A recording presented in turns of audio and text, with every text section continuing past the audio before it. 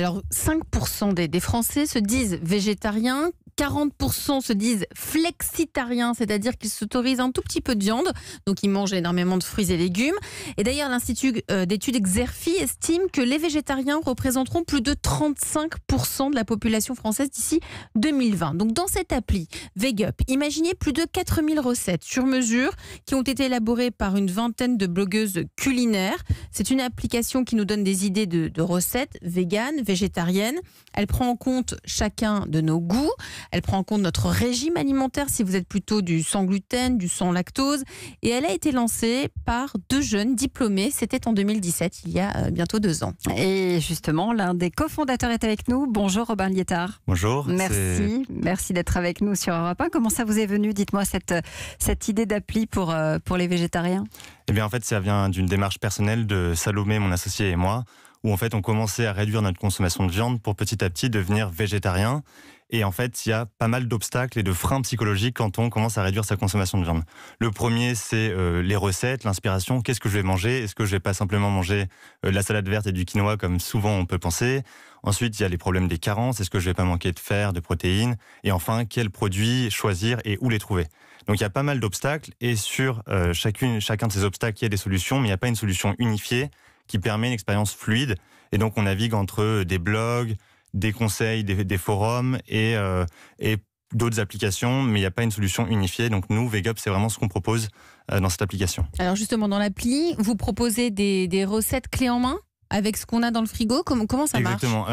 En fait, d'abord, on va personnaliser son profil. Donc on va renseigner si on veut manger vegan ou végétarien, ses intolérances, son matériel de cuisine. Et ensuite, on a des recommandations de recettes qui sont complètement personnalisées.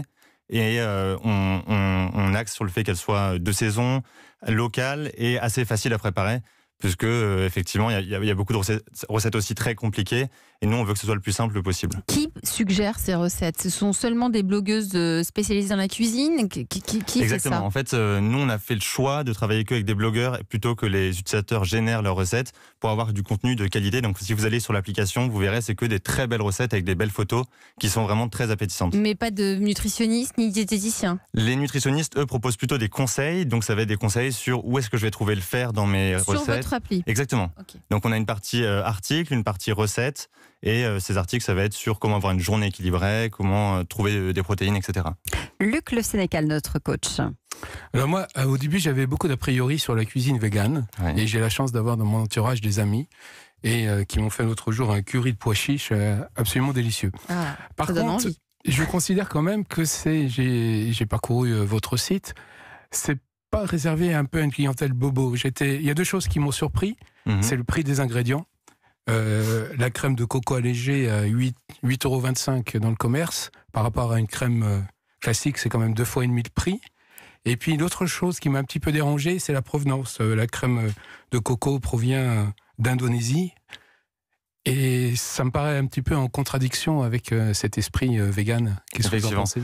Effectivement, alors on essaie de travailler sur la saisonnalité et les ingrédients locaux. Après, c'est vrai qu'on découvre de nouvelles cuisines quand on devient végétarien, des cuisines du monde, donc des cuisines indiennes, asiatiques, mexicaines, libanaises. Et forcément, il y a certains ingrédients qui qui sont un peu plus exotiques. Mais sur les fruits et légumes, on essaie vraiment de travailler sur la saison. Et après, sur la question du prix, on essaie aussi en ce moment de travailler sur les recettes pour qu'elles soient avec peu d'ingrédients et le moins cher possible. Vous avez lancé un partenariat avec une enseigne, Biocop. Ça a changé beaucoup de choses. Ça vous a permis de vous développer? Alors, Biocop, c'était sur du scan de produits. On a testé du scan en magasin pour pouvoir scanner un produit à la manière de Yuka et découvrir des recommandations de recettes pour savoir comment cuisiner ce produit. Aujourd'hui, on essaie de développer d'autres partenariats avec des distributeurs pour pouvoir commander ces produits-là. Donc, c'est-à-dire qu'on passe de 3 recettes dans VegUp à une liste de courses et pouvoir commander. Donc ça, on le fait avec un autre distributeur qui s'appelle Aurore Market, qui permet de distribuer du bio et de commander du bio. Et bientôt, on pourra peut-être même commander ses propres courses chez vous? Exactement. Là, c'est possible déjà, mais sur que les produits secs pour l'instant. Combien de personnes ont adopté votre appli aujourd'hui? Aujourd'hui, on a 120 000 personnes au bout d'1 an, donc on en est assez fiers. Voilà. Et vous avez des salariés? On est 2 associés et on est 6 dans l'équipe, mais pas de salariés. Vous avez dû effectuer une levée de fonds pour arriver à VegUp ou c'est avec vos propres finances? Alors on a fait une première levée de fonds en novembre et là on recherche de nouveau des fonds pour développer le site web et améliorer l'expérience utilisateur.